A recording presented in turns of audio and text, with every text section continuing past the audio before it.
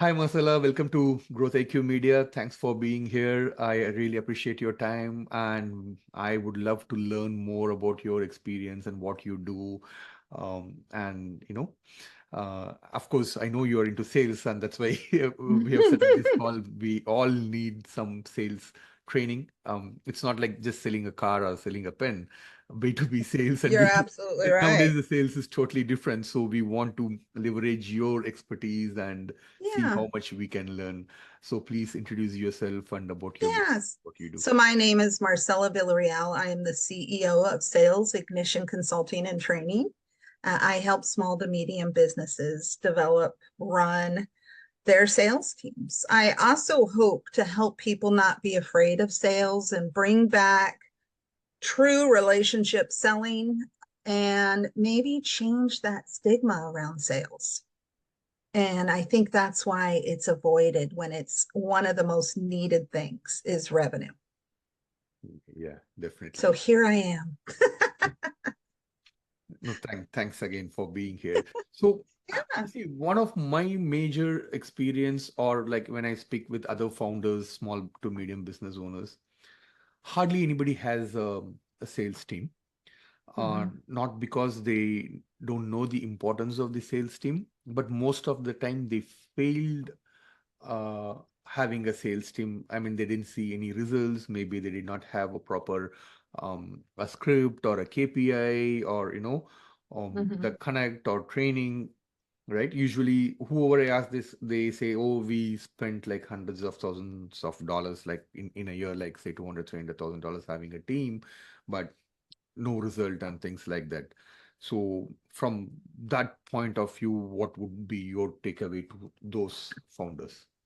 Yeah, it's something that I see, which is why I do what I do. I come from a Microsoft background, so I know engineers and I know that they're brilliant on one side creating these products, and that brilliance might not lead on the other side to being able to, speak with customers and do all that. And that's where I come in. Um, Sales is really just relationships, right? When you build relationships with people, you don't say, "Hi, will you marry me?" Right? You have a common interest, and then there's things that move it along, and that's really sales. And I think people are afraid of that. And if sales is something that you don't know when you start a business, then get a sales expert to help you. Don't try. I just can't imagine leaving my revenue and my business up to experiment. And I see that, which is why I started my consulting business. I had a director that I used to work with reach out to me and say, I need your opinion on something. And one of the things, if you ever call me, I'm going to be nothing but honest. So if you really want to know, if you ask me, I'm really going to tell you. Yeah. And she said, "I'm with the startup. I love it. I'm building out this program. I love what we have to offer. We're about 6 months in." And we had a meeting about revenue and future projections. And one of the owners, there's four, stood up and said, "I want to try sales," which is the scariest sentence I've ever heard. And I said, "Okay, did you look at their information?" And she said, "Yeah, they have no sales experience. And what do you think will happen?" Unfortunately, everything I told her would happen. They would put this, unless they hired someone with experience, they didn't. So what happened was this person went out, and it was very unfair to put the whole company on their back. Um, at one point, towards Christmas, so this is 6 months in, I heard they had 7 contracts out there. And she called me and I said, "Well, those contracts will probably never come in. There is no time constraint. They probably don't see the value. There's a lot of different things that could have went on." Let's just say 4 months later, 90% of them were laid off. They kept 2 people part-time. My friend was let go, and they had to restructure everything. And I thought, you know what? And she called me and she said, "Every single thing you said came true. And they gave something away for free." And that's a panic sales thing. And inexperienced salespeople do that. And what they don't realize is everyone internally, software engineers, marketing, that's such a kick in the gut because you just put all their work, blood, sweat, and tears, and you gave it away. And then guess what? That customer didn't buy because they didn't see the value, right? So you have to build that value, and then the price isn't an issue. And it's easier said than done. And I thought, wow, I don't want to see another small business go through that. And I have to tell you, it's scary as I'm talking to CEOs. I had 5 conversations last week, and they were all the same. I've put it off. I don't know where to start. I'm doing all the closing. Okay, well, when you can't close anymore, you're too busy because you're going to be busy, God willing. Who's going to do that? What succession planning do you have? What do you envision for your sales team? We need to get back to picking up the phone. And that's another thing that I'm seeing is sales teams that just want to be reactive to leads and not pick up the phone. Answering leads is not selling. It's responding to lead. It's someone at your check stand going, hey, I might want to buy. That's, you can't sustain a business on incoming leads. They will dry up. And then what will you do? You'll have that huge gap in revenue. And then if you decide to address it, you're still looking at a couple months out, ramp up time. So all of this needs to be planned ahead of time. Does that make sense? No, no, totally. Yeah. I mean, the story you said, it's like almost every business story I've heard. Oh, it scares me. So I turned around and I started volunteering for the Small Business Association in my area because I didn't see sales or revenue. They have amazing programs, don't get me wrong. So I reached out and I said, hey, I'm sales. I'll teach you Sales 101. And my local Modesto, California, Stanislaus County said, yes. Oh my gosh, we were just talking about this and you sent an email. Um, and there's resistance. I have another one next week. There's going to be, I think, 6 new business owners, various markets, and I'm going to keep trying. Luckily, once we meet, they say, oh, that makes so much sense. I get it. I'm not as afraid, but you have to be uncomfortable. And, sales can be uncomfortable, but it also can be exciting. It's like, look, I have a new friend. I'm talking to you, right? This is sales. Running to the store, running to someone who needs IT, and you say, oh, well, I happen to have a company. And they go, really? That's sales. It's all sales. It's all relationship and communication. No, I totally agree to that point, but sometimes it's a little difficult for an ordinary Joe, like, Yes. to break that Yes. I conversation get and it. say, or they sometimes they would be very abrupt saying, "Hey, I'm selling. Do you want to buy?" Right? That's I am the worst to call into if you're one of those salespeople. I just yelled at someone and scared my husband just the other week. He the salesperson was just talking at me, rant just, and I did this and I'm so wonderful and and which I hate. And I finally yelled into the phone and I said, this was the worst sales call. It's not about you. It's supposed to be about me. true, true. And people forget that. They salespeople, there's an old sales tip that says hit mute. If you want to talk, hit mute. Shut up. Listen to what they need. You don't know what they need unless you listen.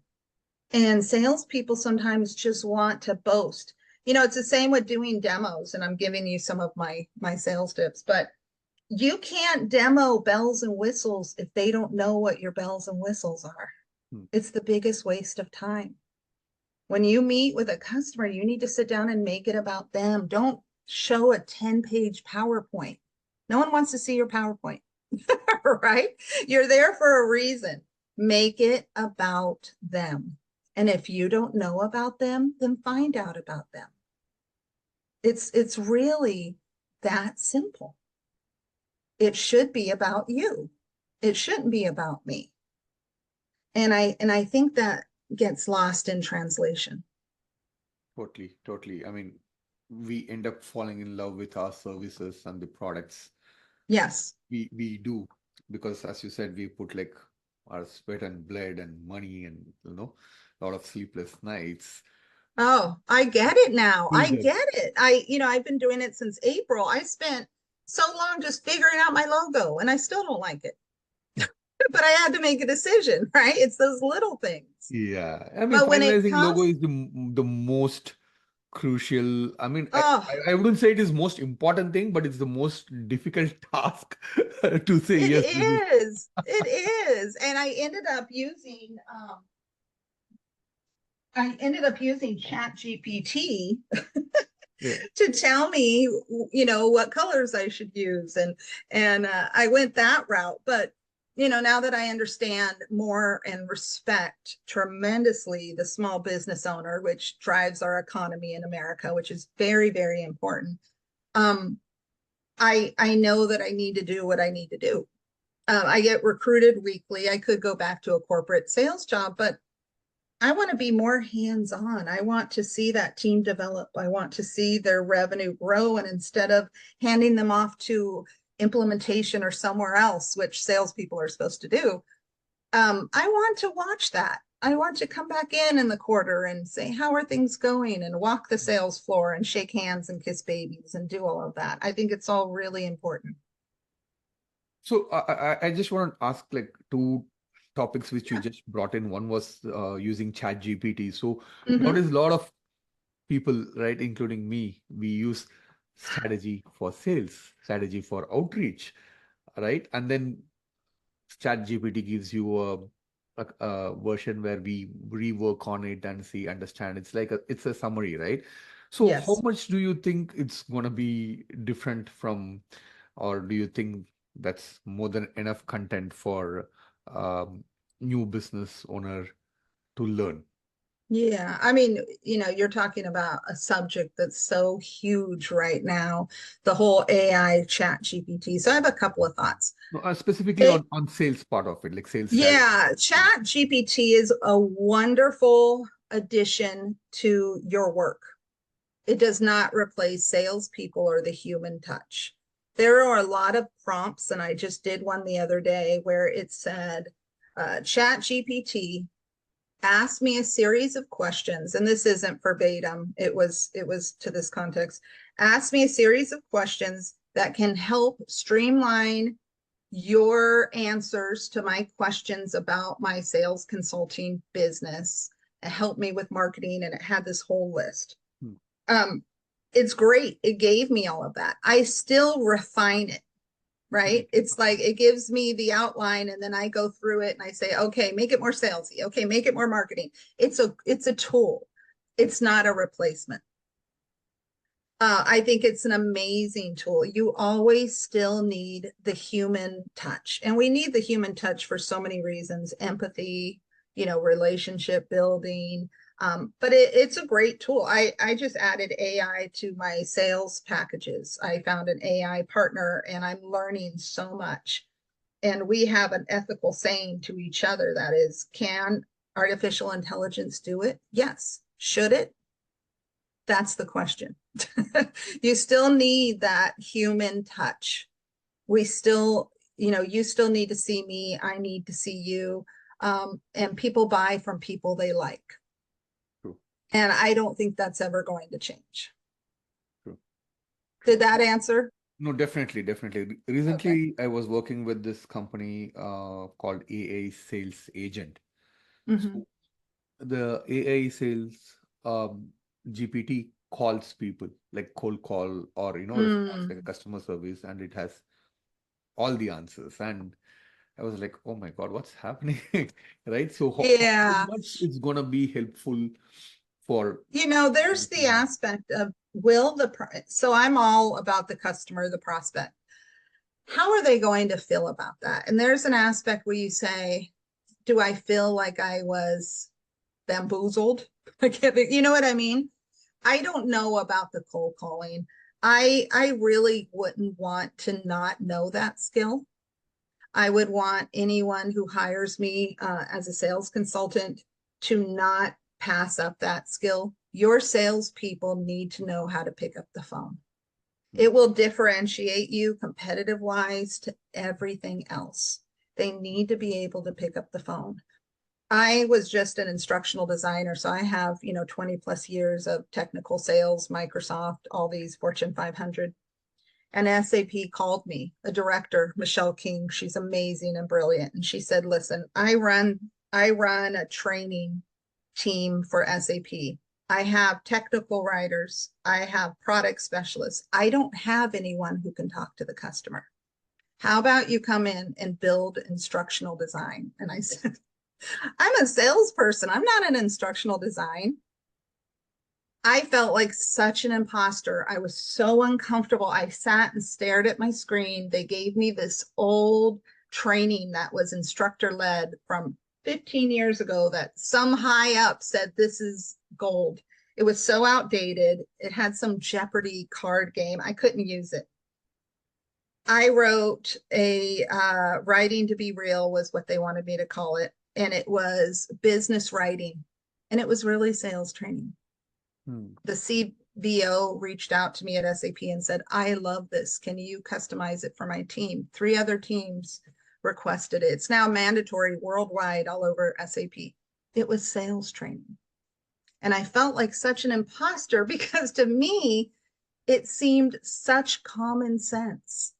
I built in emotional intelligence, open-ended questions, how to apologize without accepting accountability. I'm really sorry. I'm really sorry you had a difficult time. Things like that should not be so difficult for us to do. This should just be human nature, things that we say to each other, right? And so I can't imagine an AI conveying that type of feeling with a upset customer. Is the AI going to say, I'm sorry you're upset? How can we help you? It's a different thing.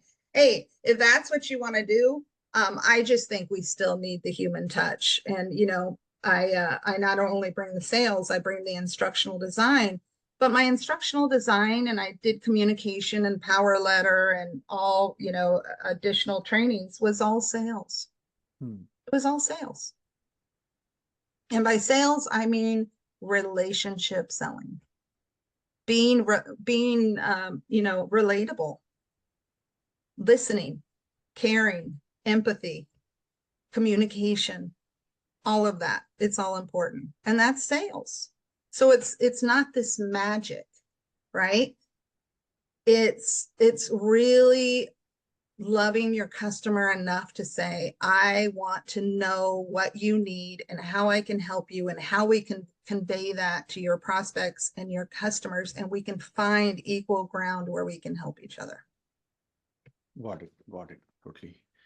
And you were talking about picking up the phone. So you think the cold calling or calling somebody or reaching out somebody is still working out? Mm-hmm. So that really works out, like somebody you are advising somebody to implement that as a strategy as well? Yeah, what people need to do is you need to really research before you make a call. You don't just call someone and go, "Hey, how's it going?" They're busy, right? Um, what I like to do, like I would have looked up your information. I can do that also with AI. I can put in, your company information and maybe blogs and say, "Hey, AI, what 10 questions do you think they might ask me? Or what are the 10 things that I can say?" So you can even streamline it. But it's really just having a conversation like, "Hey, um, I really love the industry you're in, and I see your experience here and there, and I'm really trying to learn. Do you have a few minutes?" Now, maybe they have a few minutes, maybe they don't. I'm not selling. This isn't the "hi, will you marry me?" I'm still learning what you're doing. Yes, you might be my ideal customer, but I don't know anything yet. You might have my product. You might be ready to be sold. You might be on your way out. You would be amazed at what people tell you when you're open to listening and learning more about them. And that's all I've been doing for the last 2 weeks. I give my number out. Anyone can call me anytime. I'll have any sales conversation with them. Um, it, and because it's not done anymore, what a powerful thing to be able to do, right? To pick up the phone and say, hey, Vishal, you know what? I really love what you're doing. And I know you have your hands in a couple of different things. And do you have a few minutes? Right? You'd probably say, wow, okay, they know what I do. They've spent some time looking into me. That's sales. And I think people, have a script, which is like a security blanket. And I've seen salespeople do it. Hi, I'm so and so from insert company here.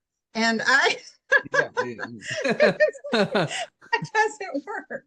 Yeah. It doesn't work. But I think when you have a common courtesy or curiosity about that company or that person, it really comes across.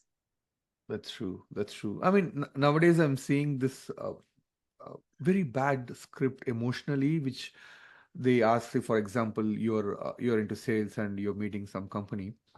You're asking, so first, why do you need a sales team now? What do you think you're gonna achieve? And to emotionally blackmail them, there are questions that, what happens if you don't start your sales now? Will you be able to survive, or will you be able to achieve your dream? That's the kind of an emotional blackmail kind of a Yeah, question. I was like, I that's yeah, so and that's what gives us a bad name, right? I mean, you see it all the time. I just heard a horror story the other week where they set up a Zoom call for 20 minutes and the prospect got on the call and said, hey, just full transparency, I only have this much to spend on this app. And they got mad. And then they sent an email saying, you just wasted our salesperson's time. Da, da, da. And they called me and I said, whoa, whoa, whoa, whoa. Any conversation is valuable. Yeah, And say she couldn't buy it. First of all, you wouldn't want her to buy something she doesn't need or couldn't afford, first off. yeah. That's just ethical. Secondly, you owe them nothing. Absolutely nothing. You didn't have a conversation. So they thought that 20 minutes you were just going to smack down $6,000 and go sold. That's not the way that it works unless it's a transactional type of sale, like, you know, something quick. But yeah, that just really surprised me. I've seen some really shady things. I've worked with shady salespeople. I have stories about that. I don't like it. I think if you have a shady salesperson on your team, most likely they're really good for whatever crazy reason. It's still cancer. I would get rid of people on my team um, as quick as I could. And it was funny because I would be in on the interviews and they would hire people that I particularly didn't like, and it wouldn't turn out. And then later they'd say, we need you in on the interviews because I can tell right away if this is first date behavior and you're waiting till the end of the day to make your calls or you're on personal calls or no, no, don't have time for it. Cut bait. And it's that simple. Marcel, a quick break. So I think your light is a little dominating your, like, Oh, is it? Okay. uh, Is that better? getting Or little I bit. can, you know what? I can turn it off. I can I think close. the Is that better? much better, much better. Okay. Yeah, Okay. yeah, cool, awesome. It's Is just it was glaring a little bit. this helpful? Yeah, this is helpful for sure. Okay. So, um, so in my other experience, like again, when we talk to different companies and the previous company where I was working, we usually tend to hire a sales team who has a stronger network within that industry or that domain, hoping that they'll have easy access to the decision maker or somebody in the buying team. Um, do you think that's a right approach? Because we have not seen any success in that, right? I was going to ask you, how's that working for you? It did not work out. My most Yeah. like one of my previous companies, like 3 years back when I was working, they almost paid that salesperson, I think 20 grand a month. for almost a year. Oh my gosh. And nothing happened. It was like he was setting up meetings and things like that, but nothing actually happened. But the So main wait a minute. criteria, they hired him because he knew people and he was in So that. what would happen when he would set up the meetings? Um, Was they he the one that was pushing the meeting and going to close, or was he setting up the meetings for someone else to No, come no, it in was and him. Mostly he was the one who was mm, running the meetings, and sometimes he tagged me along because I was part of delivery to assure that, to talk mhm, about our delivery strength and things like that. But nothing worked out. mm. Almost. So it could be a couple of things. It could be they were talking to the wrong person. It would be that there wasn't a need and they kind of moved them along and there really wasn't a pain. We sales always talks about pain, peeling the onion, the business challenge, but it really does come down to the business challenge. What does this customer need that you are going to fix?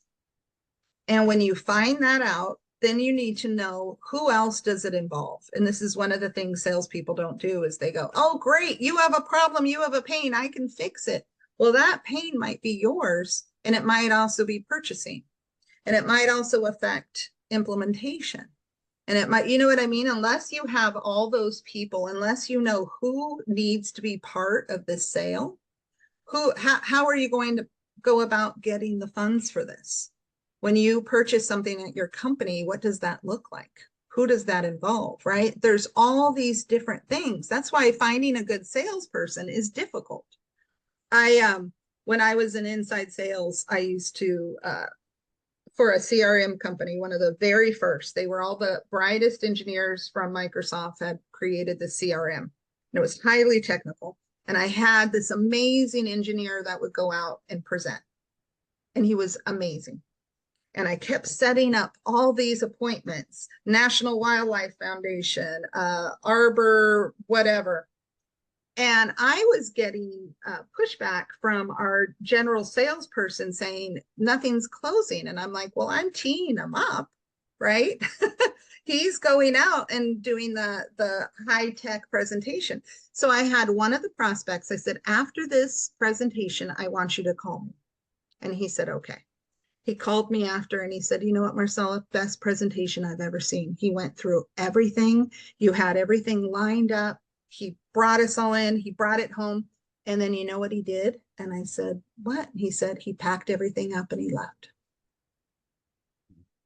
No one closed. He had them all there ready to sign. And it was because we sent an engineer in to do a sales job. He couldn't close.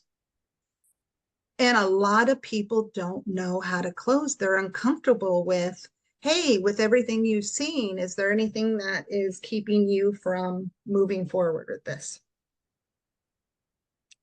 Well, we loved it, blah, blah, blah. And that's where you get in the whole discussion. That's where you need to highlight what is really going on. You need someone to say, listen, I'm going to be transparent with you. I need you to be transparent with me. We're going to try and solve this business challenge together.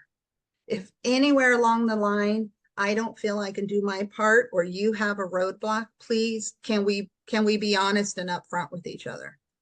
That way, when the sales comes, when the closing comes, you need someone to say, okay, you've seen it, right? You've shown them all your goodies. You've done the dance, you've tapped, you've done everything. Now is the time when you need to say, with everything you've seen, are you ready to move forward so we can solve A, B, C, D, and E?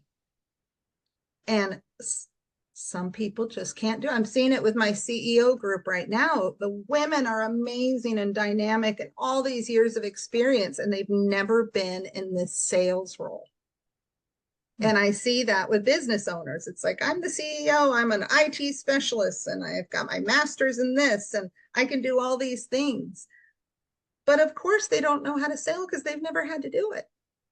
Why would they? Why would they know all these things, right?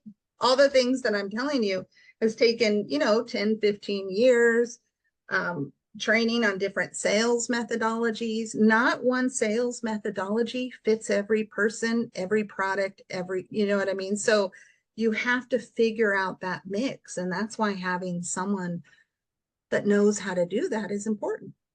Instead of spending that 20,000 on that one sales rep, you could spend 20,000 and have a strategic plan, sales plan. Hmm. Is that helpful? Definitely, definitely. So, Okay. I hope that makes sense. I know it's a lot, but I think it's really important to understand. It's not just someone, I think people think you plug in a salesperson and revenue just pops out and happens. It has to be so many things. It's the touch, it's the conversation, it's, finding the business challenge, it's whether they're prepared to buy, what that entails, negotiation, competitive landscaping. There's so much. What is your competitor offering? A lot of people have no idea. If you don't know what your competitor's offering, how do you know you're competitive? a lot of people don't know their competitors also. So, No, they don't, yes, right? So if you're losing business and you go to find out that your competitor is offering some amazing either sale or price structure, you need to know about that. totally. And that's all part of it. And then the negotiation thing. So how different, I mean, of course, B2B sales and B2C sales are totally two different worlds, but Yeah. how can you like, say a B2C founder is coming to you and maybe they're sitting at $20 ticket. It's not like a Yeah. $20 subscription ticket. So you think you can capsule all those B2B experience and package it in a digital way, like how you did that instructional design for SAP, so that you create a user journey so that a user understands the process, let it be a demo or a trial or, after As it that, right? relates to them. Relates to them. Totally. Got it. And that's huge. You would be surprised at how many me. I mean, how many presentations have you seen where someone puts up 20 PowerPoint slides about them and their company? Oh, yeah. Has nothing to do with you. I rather and they read it, which is the worst. If you're going to read your slides, print them out and hand them to me and let me go on with my day. And this is another thing, and I won't go on a tangent. People who have salespeople presenting to their prospects and they don't know if they can present. They've never had presentation training. That, and I've had tons, and I built it with SAP. If your salesperson is the only voice of the company that people hear, what are they saying? If you've got that sales guy, oh, you need to buy this, it's the best, and it's dynamic and it's robust and it's gonna and that's all they hear, what does that do for them? So I like to think of it from the prospect side, and I think about it when I get cold calls. I just had one the other week and I loved the guy, and I told him, call me, I would hire you. He was professional, and he listened and he asked really good questions, and we had an amazing conversation. He didn't say, oh, it's the best and you need it, and it's dynamic and it's robust, and if you don't have it, you're that's not sales. That's being a bully. No one wants that. You want to hire the salesperson that you would want to call you. And I can tell you, majority of the time that salesperson has a caretaker type of personality. Hmm. They like to help. And that's what it's about. So, I people say sales, I say knowledge worker. I say relationship builder. That's what you want.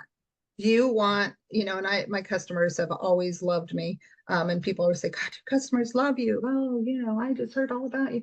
Well, because I take an interest in them. I love them too. You know what I mean? There's Yes. nothing phony about it. I have I only take a certain amount of customers at a time because I really want to be hands-on and dedicated. If I need to pick up the phone, I'll pick up the phone. I'll call their customers. I'll call their existing customers and see what works. You should be calling your existing customers and see what they like. See why they're staying with you, because guess what? there's people out there calling them, trying to get them away from you. So it's the after sales. It is harder to get that customer back than to get a new one.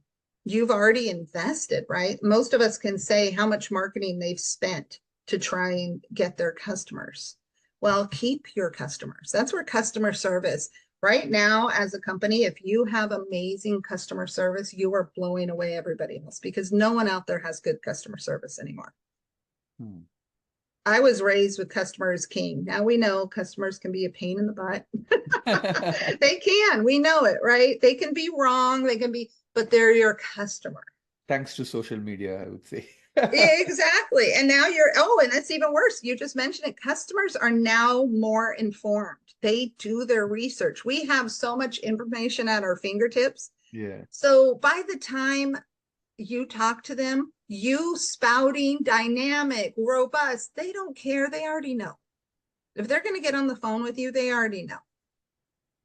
So squash all the and get to the meat of helping them. Totally. That's really what it's about. So if a small business owner or if somebody needs a consulting, sales consulting, or if Mm-hmm. somebody wants your services, like Yes. is there any criteria that they should be in this size of a company or No, I really don't want to do enterprise. I really like the small to medium. Mhm. Enterprise, everybody competes for that. They're at such a big level. Yeah, it's just I don't get involved with that. I could, but I don't want to. In fact, I've had a old company, Fortune 500, that I worked with reaching out to me. I've had 15 in the last 2 weeks, and I'm thinking, you're not my ideal customer. A couple of them are starting side businesses, so they want my help on that. A couple of them have told me that they have their preferred list internally and maybe they can add me in.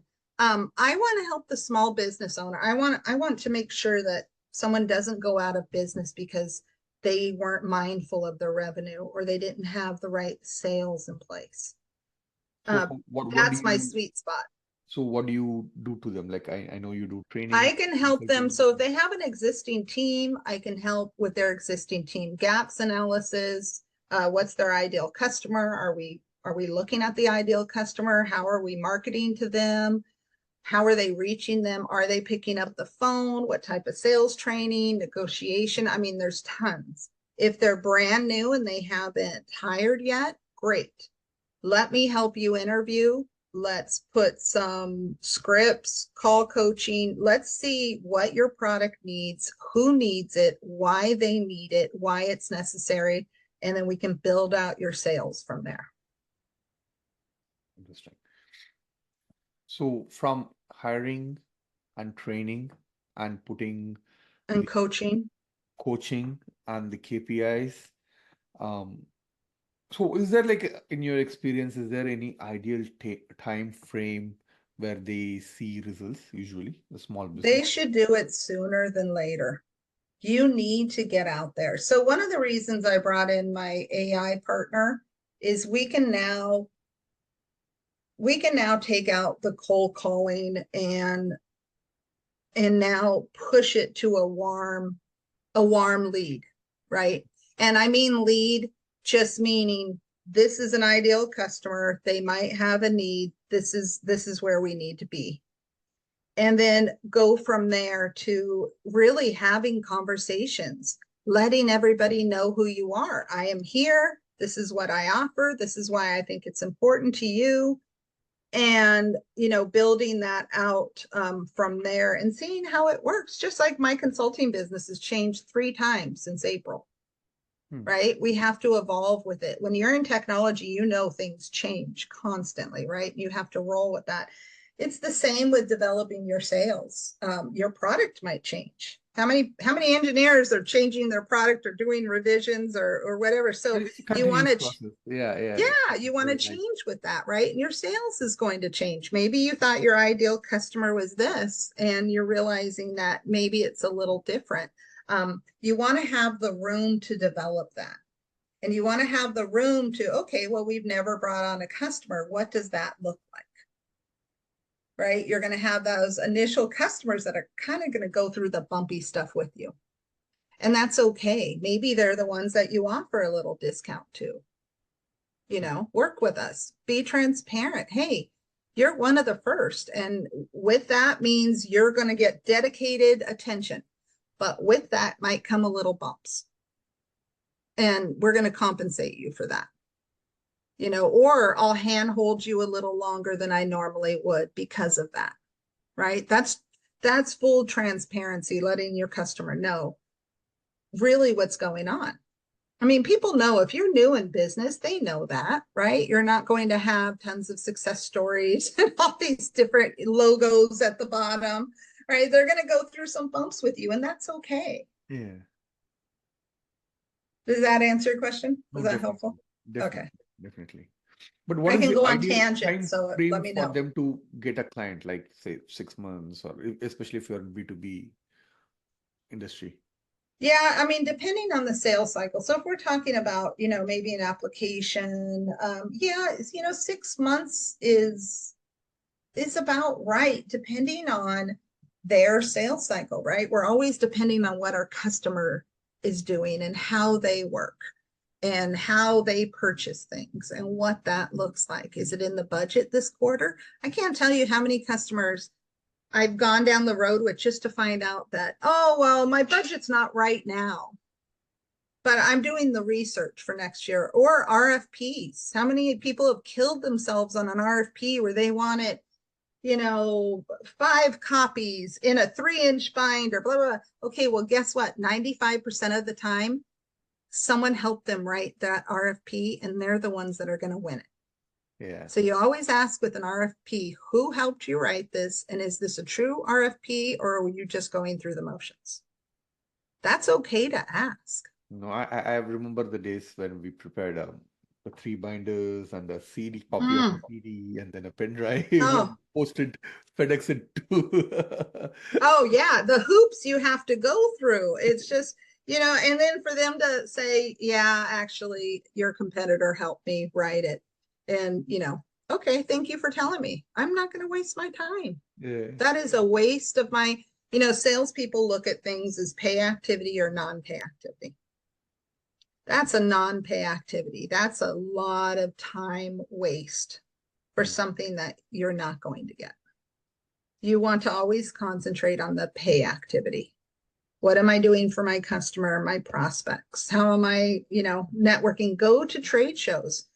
I'm going to a woman's breakfast next week, CEO Women Locally. I don't know any of them. I'm going because I want to shake hands. I want to see what the presenters have to talk about. I'm also going to 3 small business expos. I don't have a booth, but I'm going to walk around and see what people are talking about. You can have people at a trade show with your, what you're wearing right now is, I love it. It's colorful. I love your logo, by the way. People are going to ask you about that. Be prepared. And here's a sales tip for you. Credentialize yourself. So if I asked you, what is it you do? You want to have a clear, concise statement of what you do. And I do this with my small business association. I go around and I ask what they do. And I'm shocked at how many, oh, well, I'm kind of doing this and I'm kind of, no, you are now the president, the CEO of your company. You put your hand out there and you say, I am Marcella Villarreal. I'm the CEO of Sales Ignition Consulting and Training. My mission is to make sure that small to medium businesses are successful, and I help them drive revenue, and I help them build a robust sales team, and we make happy customers. Oh, wow. So have that. There's a sales tip for you. Be ready to do that. So when you're at an expo or you're at one of your events and you put your hand out, you look them in the eye, they know exactly who you are and why you're there. And I mean, that says everything. As one of the only females for many years in my industry, the only Hispanic, I had to do that because everybody wondered why I was there. I had people come up, why are you here? Yeah. You know, Yeah, I mean, I totally get it. Yeah, yeah, yeah. It's something we, right? And Yeah. then when I moved to Washington for 12 years, oh my gosh, I was the only Hispanic for miles. So I would get, do you know Pedro? Uh I'd say, let me check my Mexican network.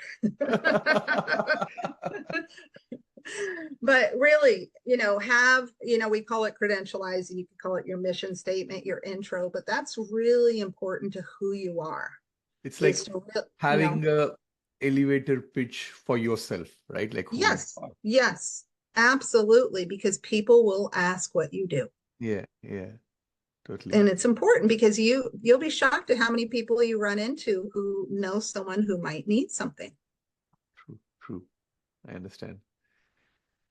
That's a good tip. Like, that's where a lot of people lack, right? So they start with like, well, I am like, I do this. Mm-hmm. I studied there. Like, we don't need where you study. Yeah. Oh, and trust me, I could talk forever. So I have to restrain myself to a couple sentences, Yeah, but I mean, and think about it. You run into people and you would never know what they do. You would never know what's on their mind unless you ask them, true, true. you know? So one more thing. See, most of the Sure. founders, the problem they have is the fear of budget or the money they're going to spend on a sales team. Like, most of the companies, if you ask, there is no sales team at all. Usually Yeah. it's the founder or the co-founder themselves, right? They initially, at least till they scale to a couple of $1 million. So that's what they do. So if somebody is reaching out to you, what Mm-hmm. what would be the cost? I mean, if you don't mind telling so that it's easier for me. Yeah, well, it really depends. I really customize to their situation. Um, it really depends on what they need. Do they need me to come in and build the sales strategy for them to look at their product? Are they already in business and it hasn't taken off? Do they have any customers? How did that happen? Do they have no customers and they don't know how to go about it? Then we'll build a sales strategy, right? We'll look at the product. And if it's something that I don't think can sell, I won't be able to help them.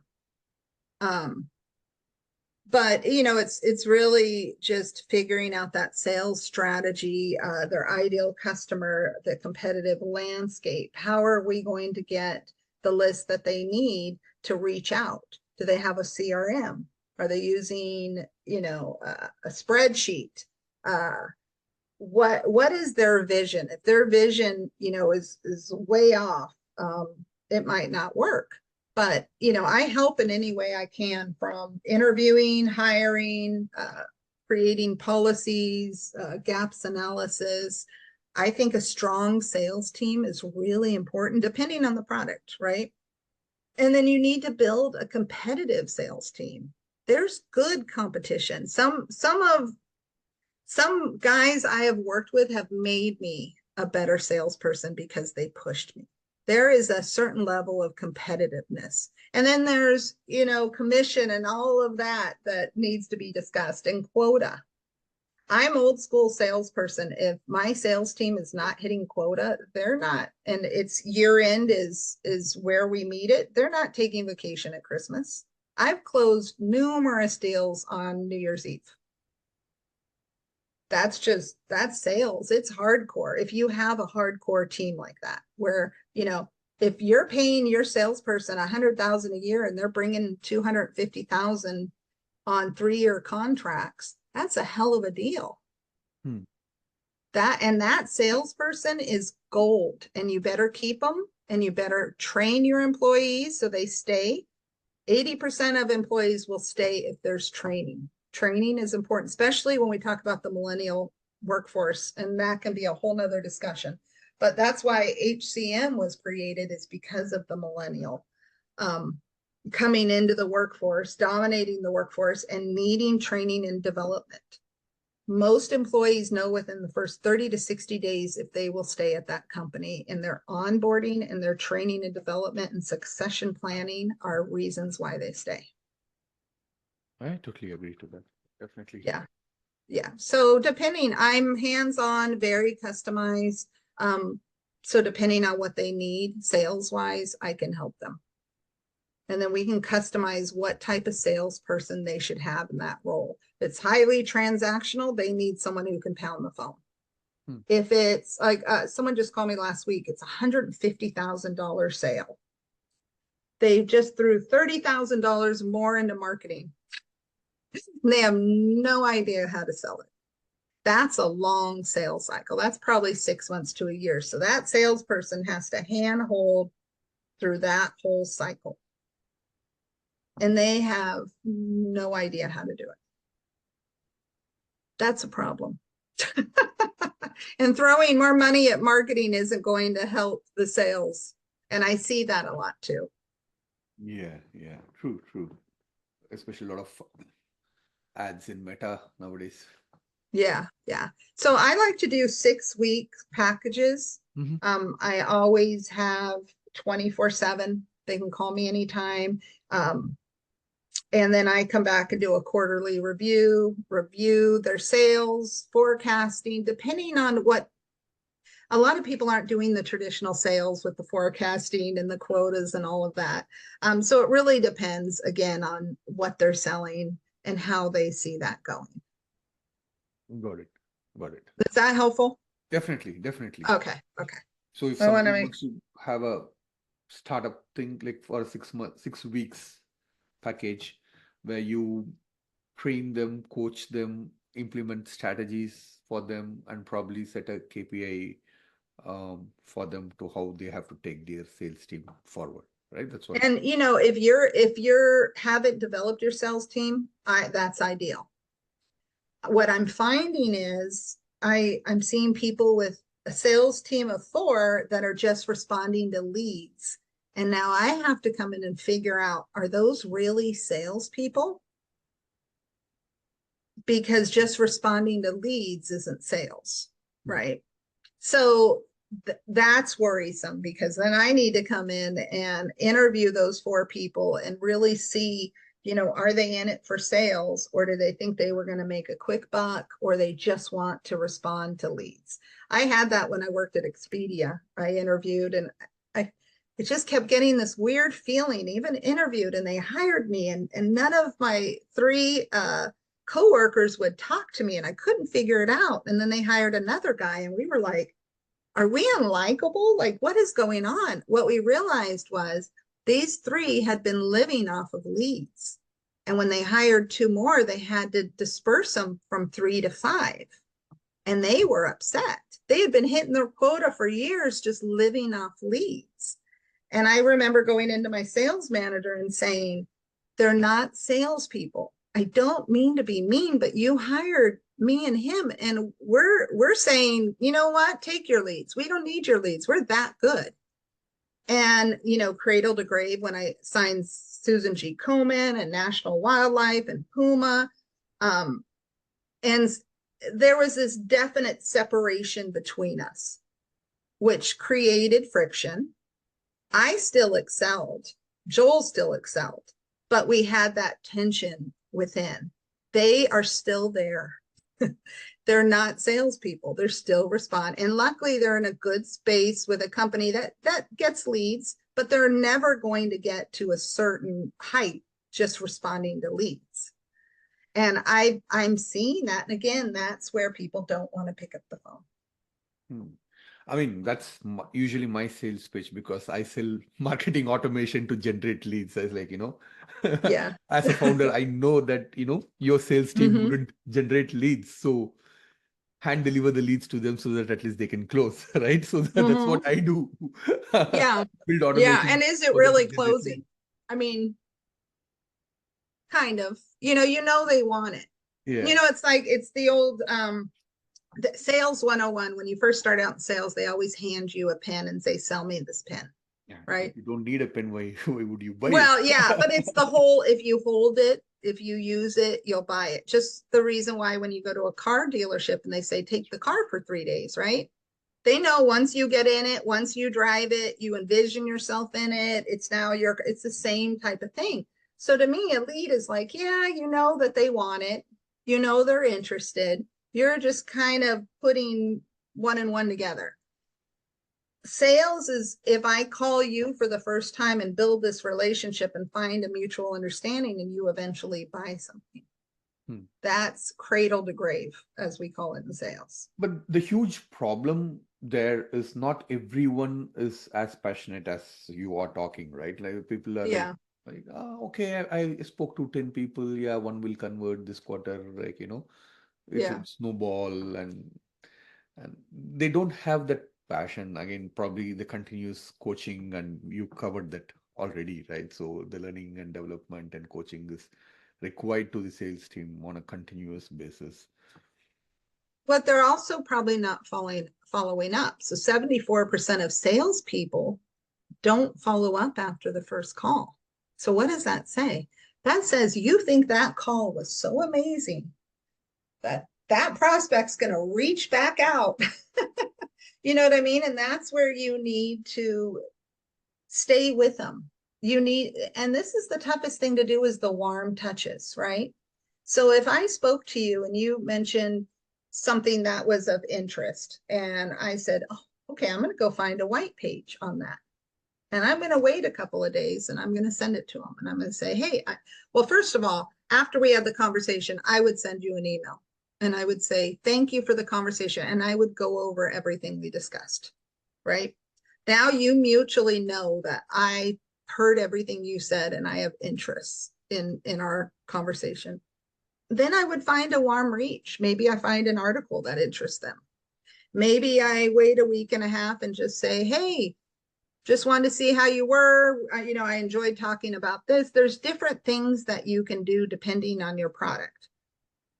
Then you reach back out to them again. Maybe just leave a quick voicemail. Hey, saw you guys are at a trade show. Da da da. It looks interesting. Wish I can make it. Good luck. I'm not selling them anything. I'm building that relationship. I'm letting them know that I am interested in their business. And they don't do that. Does it take a lot? It does. Schedule your calendar. On Wednesdays, I reach out. On Mondays and Fridays, I call. There's certain times of the day that are better to cold call than others. And then say if you don't want to cold call, we can use AI on the front end, get you to the warm call to where there is some mutual interest, and then set up that call and then help you with that call. Hmm.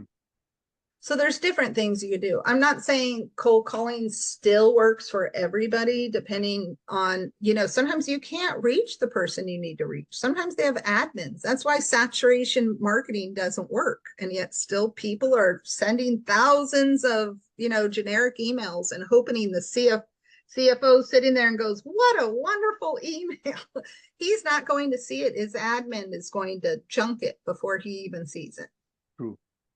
So there has to be, different ways to go about it, different ways to talk to your prospects or your potential customers or your ideal customer, however you want to say it. Interesting. Interesting. Did I just threw a lot at you, huh? No, I mean, there are a lot of things we know theoretically or one or two things through our experience, but when we hear from somebody experienced as you, Yeah. it's like a confirmation for us, okay, right? This is what we should be doing, and um, we don't Well, end. and tell your story. If there is a passion around growth IQ, you mentioned it when we first talked, people should hear about that passion, Yeah, no, right? definitely, definitely. And they don't do that. I was talking to, the Small Business Association, and here in my area, we have a million taco places, very Hispanic. And one of the new business owners was like, oh, it's a Mexican food truck. And I was thinking, and I said, well, what makes yours different? Oh, it's, fourth generation, recipe to lead with that. Everyone needs to know that. Everyone needs to know that you left your business to do this because of the passion that you have around it. That's your story. That's the good stuff. That No, makes a totally difference. agree. Everybody connects with a story and a emotion to it, right? It's not like an Exactly. opportunity I'm doing, right? Exactly. When people say, oh, it's not personal. Yes, it is. Everything is personal. Everything is personal. What isn't personal? Everything affects something else. True. So why not, for lack of a better word, balls to the wall. Be passionate with it. Share that story. There's a reason you're doing what you're doing that gets you up every day. So I'm gonna stop this recording after two important Mhm. questions I want to ask you, and then probably I Sure. want to chat with you post the Yeah. Well, you recording can a call little me bit. anytime. You can call me anytime. Sure. Seriously. So Yeah. for a sales leader to keep Hmm. the passion going for their team, like, do you have any tips, like, Yeah, I think there's a lot of things you can do for your team. First of all, find out what your team is good at. Every sales team has someone who's a good business writer who writes the good email, Hmm, right? Highlight the people on your team that do things that are extraordinary. Find the person on your team who's your evangelist. There's usually that one team lead. I was always that person, that one that, if you roll something out new, they're the person that everybody goes to. They know how it works. Maybe they're kind of IT like, you never know. Find your champions on your team and make them champions. Have some competitiveness. I'll throw a $50 bill up on the wall and say, get me some leads. hmm. That competition, that true salespeople it's not about the 50, it's about the competition, right? It's not about the price Have, amount, it's about yeah, I winning. mean, the 50 helps, Yeah. but when I at SAP, I was working with managers. They had me build out this manager program, and I worked with our offices in Brazil that don't have money for to promote people. So one of the things they struggled with is, I love my team. They've been here for years. We're in the area where they'll never leave, right? It's everything to them. And I can't give them a raise. What can I do? Well, celebrate them in other ways. Bring in lunch, hand out, coffee cards, bring a coffee cart. Oh my gosh, Microsoft used to come down the aisle with coffee and we would be like, here's a vein, just pump it in. I mean, they wanted us on those phones, they would bring coffee to your desk, you know. There's different ways and find out what interests them. When I was doing CRM, one of the things that I loved is when you built out your employee profile, you built out things you were passionate about.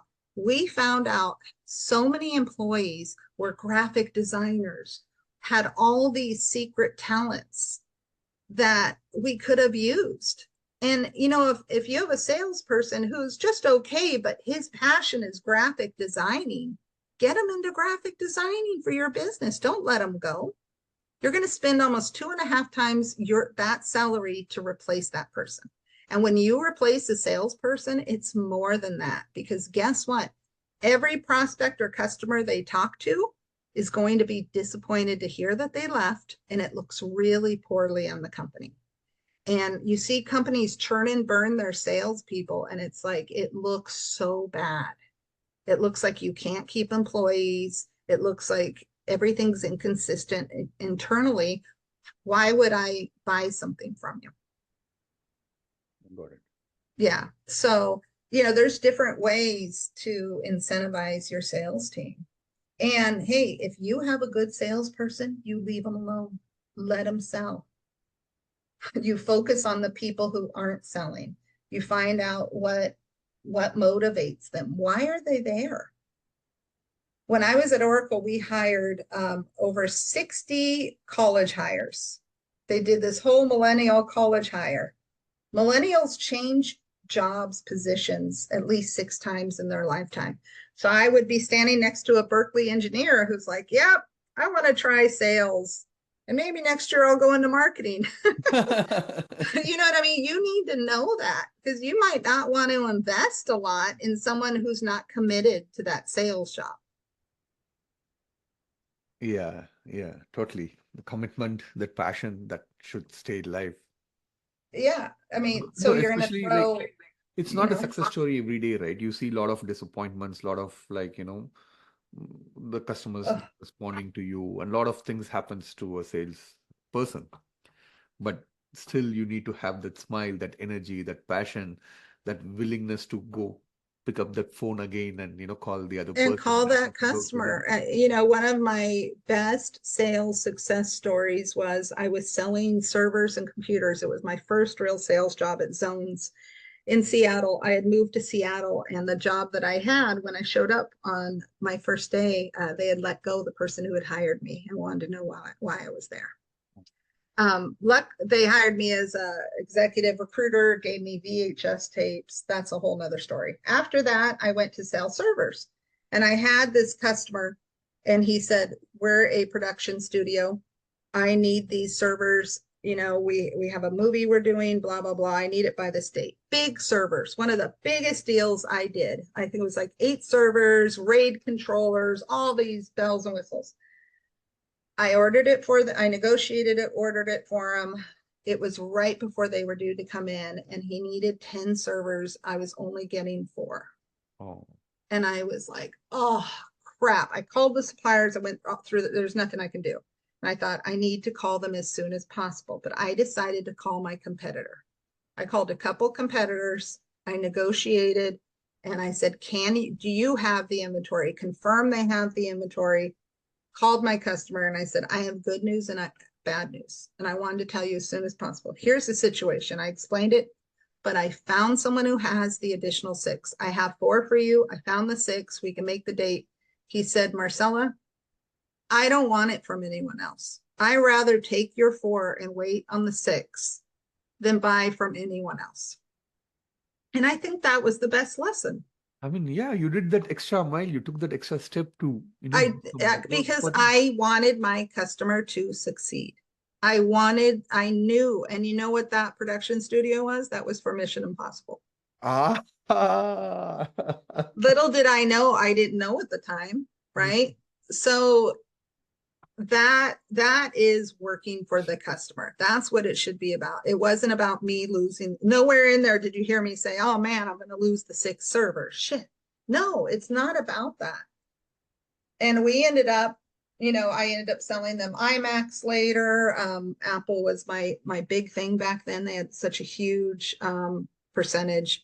I made more on Apple because they had such a good range of profit as where, yeah. So that's what you want, is you want people that are looking out for the customer. The customer always needs to be front and center. And I think people lose that.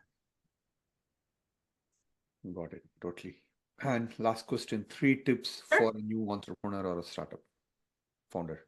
Sales sooner than later. Revenue, revenue, revenue, revenue. It has to be important. Even if you have, all these people that are invested in your company. That's what happened with the one I told you about before. They had gone through all that investor money, waited too late, hired the wrong person, and had no revenue. No, they couldn't pay payroll.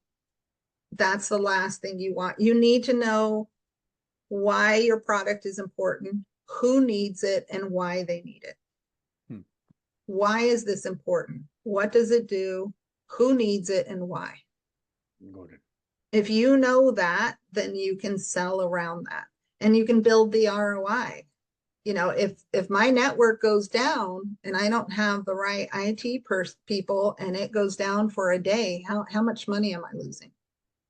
So ROI is a great way that you can spin things when you're talking to people, is, hey, unless I can help you with your IT, you're looking at losing 10,000 a day.